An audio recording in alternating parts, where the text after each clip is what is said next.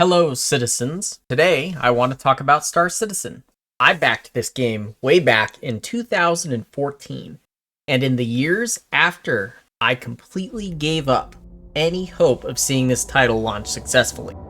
Well, I checked back in 2024, and to my surprise, Star Citizen was playable, and I enjoyed my time in the game. For those not familiar with Star Citizen, it is a space-themed MMO, and there's a companion single-player game to it called Squadron 42, which is set to release in 2026. Star Citizen is still in the alpha phase of development, so if you do decide to play, be prepared for bugs and unfinished content. I have done cargo hauling, spaceship battles, medical rescues, and FPS ground combat, all while seamlessly traveling across the Pyro and Stanton solar systems. Well, aside from a few quantum warp bugs. I joined a large organization, which is like a guild. We regularly run events and just hang out. Star Citizen is better to experience with friends.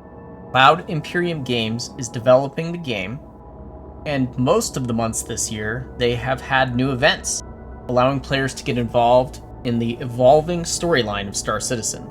It provides content and rewards for players. Next week is the yearly event called the Intergalactic Aerospace Exposition, or IAE for short.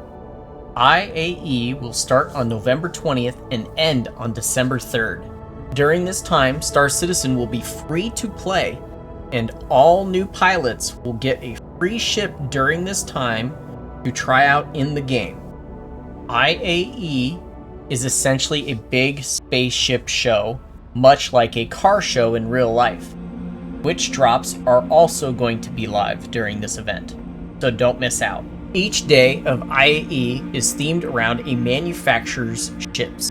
You can rent those ships on that day and try them out in the game. There are also already released and new ships sold during the event, although I would caution anyone wanting to purchase anything beyond a starter package, as the ships are quite expensive. Pledges are more of a pledge towards the development of Star Citizen and Squadron 42, not really to buy a ship. That is just a bonus or a thank you. Star Citizen has a pay-to-progress funding model.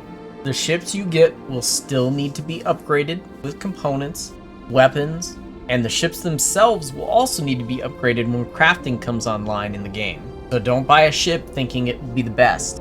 That is not the case. Also, the ships regularly undergo rebalancing and changes, as the game is still in development. I know the ship obsession of Star Citizen players can be a bit confusing to others. The best way I can describe it is that your character's ship and gear is your character's class in the MMO. The ships and gear open other kinds of gameplay. All ships can be purchased in the game a few months after they are released, so do not waste your money going crazy. Remember that on November 20th, the ability to play for free will start. I hope to see you all give the game a try, or stay tuned to the channel, as there will be more Star Citizen content in the future, along with Ashes of Creation content. Thanks for watching.